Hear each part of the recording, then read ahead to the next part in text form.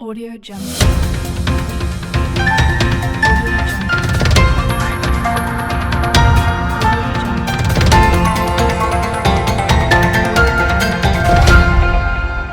Audio Jungle. નમસ્કાર, Saurashtra vision ન્યૂઝમાં હું એન્કર દેવ્યાની આપનું સ્વાગત કરું છું. ચાલો જોઈએ આજના સમાચાર. કેશોદના મેસવાણ ગામે નારિયેળીના ઝાડ પરથી લપસી કૂવામાં પડી ગયેલા શ્રમિકનો મૃતદેહ મળી આવ્યો. શ્રમિક નારિયેળીના ઝાડ પરથી નારિયેળ ઉતારવા જતા પગ લપસતા કૂવામાં પડ્યો હતો.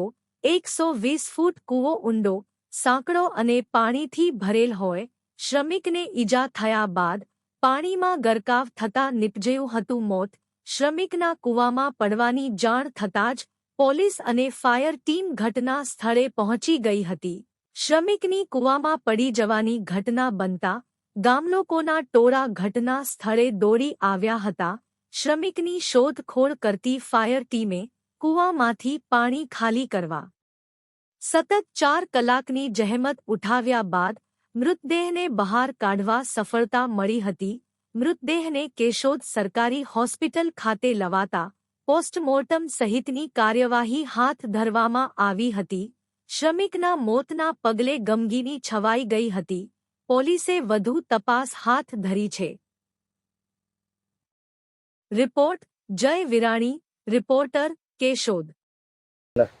મારું નામ જોશી સુધીર બી, સ્ટેશન ફાયર ઓફિસર કેશોદ નગરપાલિકા.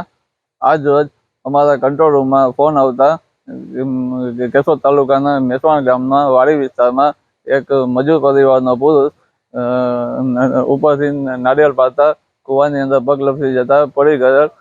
કૂવો અંદાજિત 120 થી 130 ફૂટ ઊંડો હતો અને અડધો કૂવો ભરેલો હતો. કૂવાને ખાલી કરી અને અમારી ફાયરની ટીમ દ્વારા 3 થી 4 કલાકની જહેમત બાદ બોડીનું રેસ્ક્યુ કરેલ છે.